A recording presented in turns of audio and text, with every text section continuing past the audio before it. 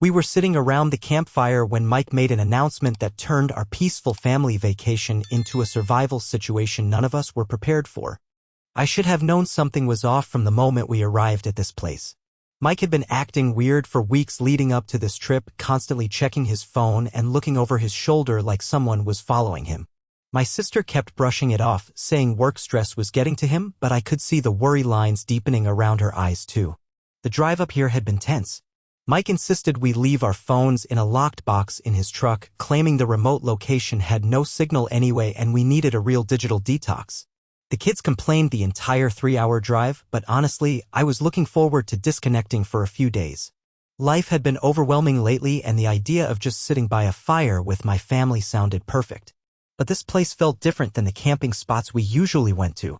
It was incredibly isolated, down a winding dirt road that seemed to go on forever. No other campsites visible, no ranger station, just thick forest in every direction. Mike had found it online, he said, some hidden gem that most people didn't know about. The facilities were surprisingly nice though, with clean bathrooms and even hot water, which seemed odd for such a remote location. The first day had been normal enough. We set up our tents, the kids ran around exploring, and my sister and I caught up while preparing dinner. But Mike kept disappearing, claiming he was gathering firewood or checking the perimeter. When I asked him what perimeter he was talking about, he just gave me this tight smile and changed the subject. That evening around the campfire, as we were roasting marshmallows and telling stories, Mike suddenly stood up. His face was dead serious and he cleared his throat in that way that demanded everyone's attention.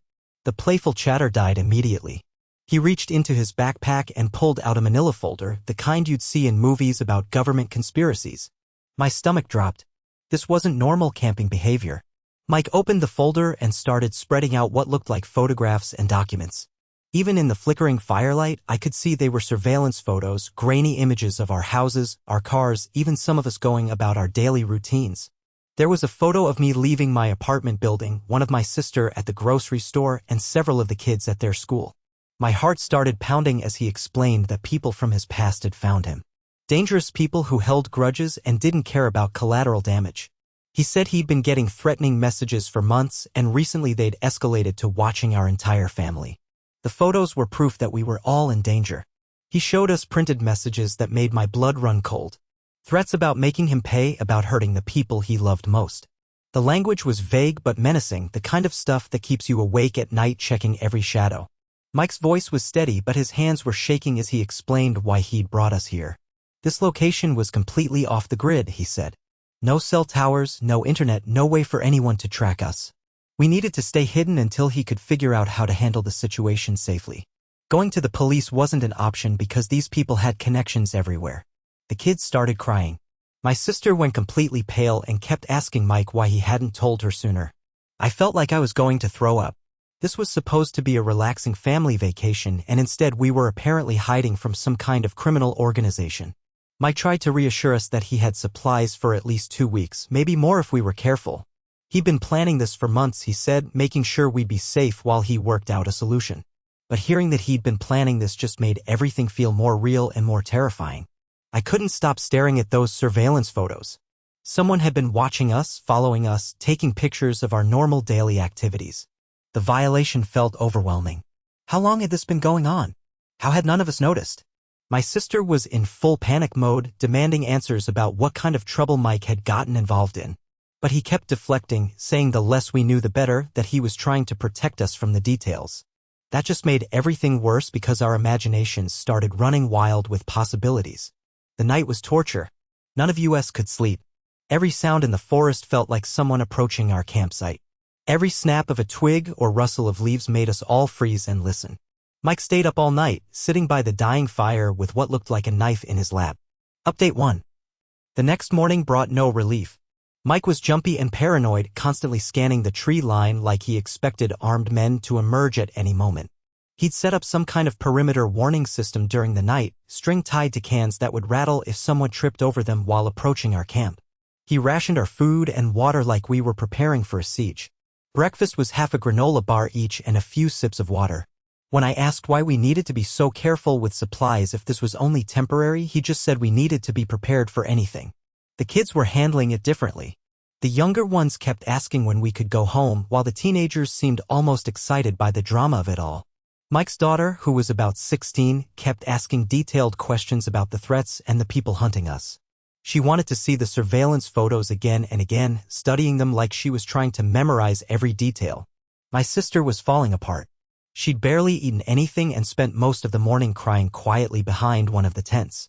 The stress was eating her alive, and I could see her trying to figure out how her marriage had led to this nightmare.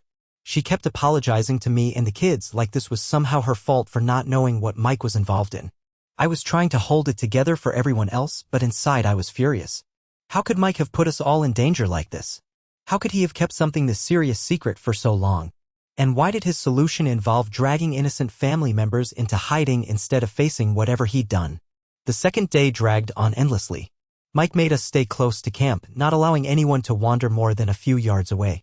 He said the forest was dense enough that someone could easily get lost, but I suspected he was more worried about us being spotted by whoever was supposedly hunting us. He kept checking and rechecking his watch, though I couldn't figure out what he was waiting for. When I asked, he said he was expecting contact from someone who might be able to help, but he couldn't say more than that. The secrecy was driving everyone crazy. That afternoon, things got even weirder. Mike started what he called security drills, teaching us how to move quietly through the forest, how to hide effectively, and what to do if we were separated. It felt like we were preparing for war instead of camping. He showed us different whistle signals for communication and made us practice until we had them memorized.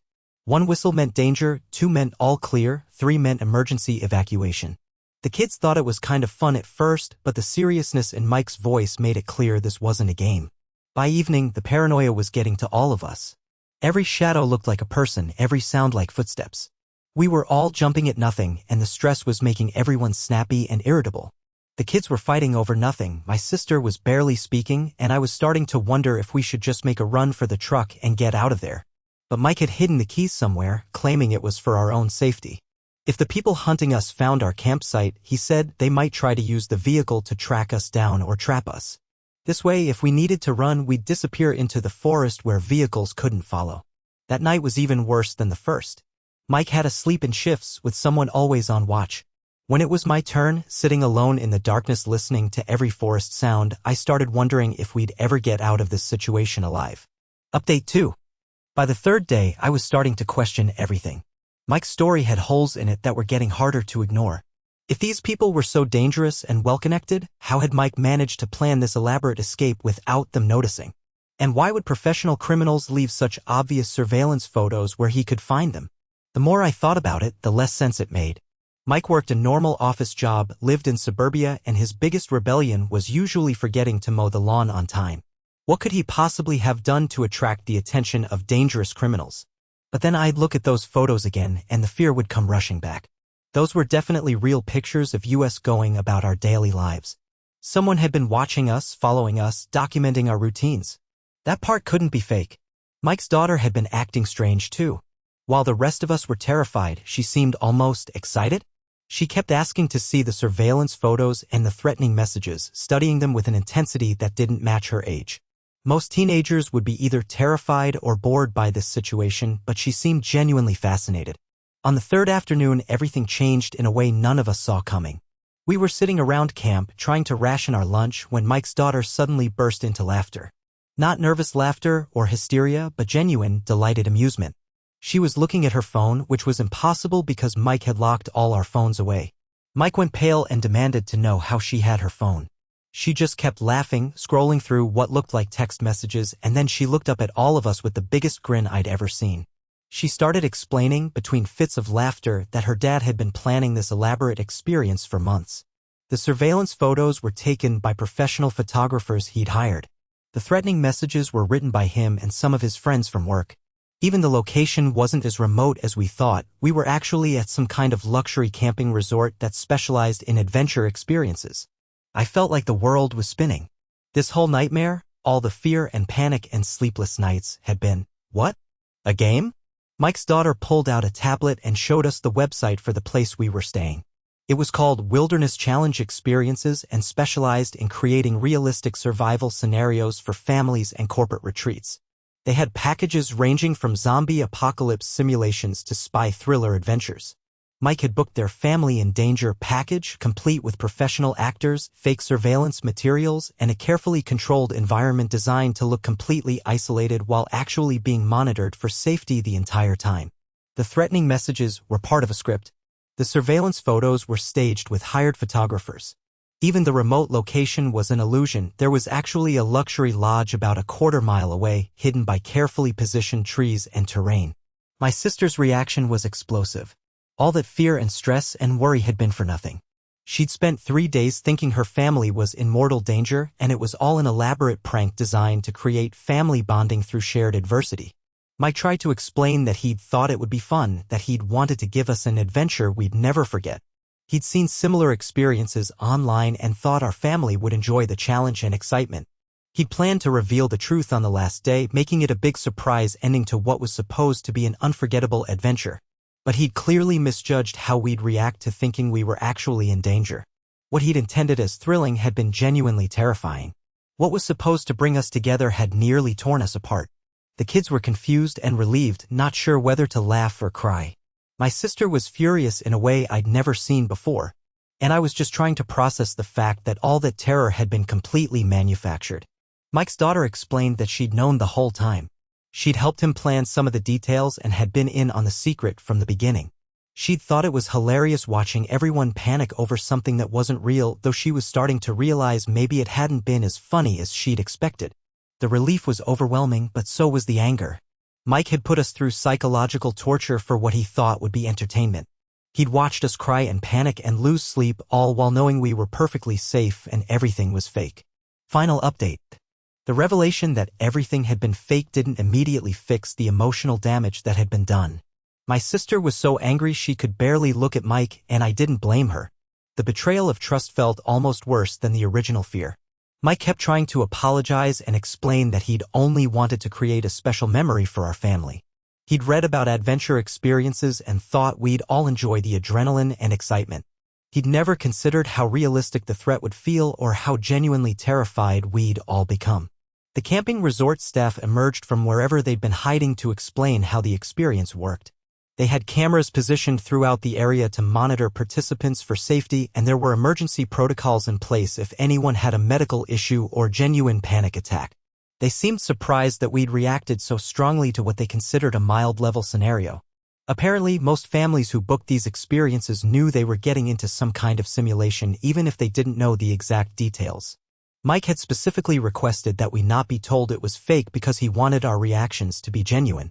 The staff had assumed we'd figured out it was a game when nobody called for help or tried to leave the area. My sister spent the rest of the day alternating between relief and fury. She was happy we weren't actually in danger, but she couldn't get over the fact that Mike had deliberately deceived us all. The trust issues this created were going to take a long time to work through. The kids handled it better once they understood what had happened. They were actually impressed by how elaborate the whole setup had been and started treating it like they'd been part of a movie. They wanted to see behind the scenes and meet the people who'd helped create the experience. Mike's daughter was dealing with her own guilt for having been part of the deception. She'd enjoyed watching everyone react to the fake threats, but seeing how genuinely upset her mom and aunt were made her realize it hadn't been harmless fun. She'd thought it would be exciting, not traumatic. For me, the whole experience raised questions about trust and family relationships that I wasn't sure how to handle. Mike had always been the kind of person who went overboard with surprises and grand gestures, but this had crossed lines I didn't even know existed. The drive home was awkward and quiet. Mike kept trying to start conversations about how the experience could have been improved or what parts had been most convincing, but nobody wanted to engage. We were all still processing what had happened and what it meant for our relationships going forward. My sister needed time to figure out whether she could forgive Mike for putting her through that kind of emotional trauma, even with good intentions. The kids were confused about why the adults were still upset when everything had turned out to be safe. And I was trying to understand how someone could think that level of deception was acceptable within a family. In the weeks that followed, the camping trip became the subject of countless family discussions and arguments. Mike genuinely couldn't understand why we were still upset when nobody had actually been in danger. He kept pointing out that adventure parks and haunted houses scared people on purpose all the time, and people paid good money for those experiences. But there was a fundamental difference between choosing to be scared for entertainment and being deceived into believing your family was genuinely in danger. The psychological impact of thinking we were being hunted by criminals was real even if the threat wasn't. The experience changed our family dynamics in ways we're still figuring out. Some relationships were damaged by the breach of trust, while others were strengthened by having gone through something intense together, even if it was artificially created. Mike learned that good intentions don't automatically make deception acceptable, especially when it involves people's fundamental sense of safety and security. My sister learned things about herself and her marriage that she's still working through. And I learned that sometimes the most unexpected plot twists in life come from the people closest to you. The whole thing became a story we'd tell for years, though whether it was funny or traumatic depended entirely on who was telling it and how much time had passed since it happened. Mike still insists it was one of the most creative family bonding experiences ever attempted, while my sister maintains it was 3 days of unnecessary psychological torture. Looking back, I can almost see the humor in how elaborate and ridiculous the whole setup was. The fake surveillance photos, the staged threatening messages, the carefully orchestrated isolation, it was like something out of a movie, which was exactly what Mike had been going for. But the emotional impact was real, and that's something that couldn't be undone by revealing it had all been pretend. We genuinely feared for our lives and our safety, and those feelings don't just disappear when someone says it was all a game. The camping resort sent us a feedback survey afterward asking how they could improve the experience for future families. I wasn't sure whether to rate it as completely successful since we'd believed every minute of it, or completely unsuccessful since we'd been traumatized rather than entertained. In the end, Mike's elaborate surprise taught all of us something about the importance of informed consent, even in family relationships. You can't put people through emotional extremes without their knowledge and expect them to be grateful when you reveal it was all for their own good. The experience also showed us how differently people react to stress and perceived danger. Some of us became protective and nurturing, others became angry and confrontational, and still others withdrew completely. It was like a psychological experiment we never signed up for. Months later, we can laugh about some aspects of what happened, especially the more ridiculous details like Mike's elaborate perimeter warning system made of string and cans. But the deeper issues about trust and communication in our family are still being worked out. Mike has promised never to plan another surprise adventure without full disclosure, and my sister has made it clear that any future family trips need to be completely transparent about what we're getting into. The kids still think the whole thing was kind of cool, though they understand now why the adults weren't amused. The story has become part of our family mythology, the camping trip that wasn't what it seemed. It's a reminder that sometimes the biggest surprises come from the people who think they know what's best for us, and that good intentions can still lead to completely unintended consequences.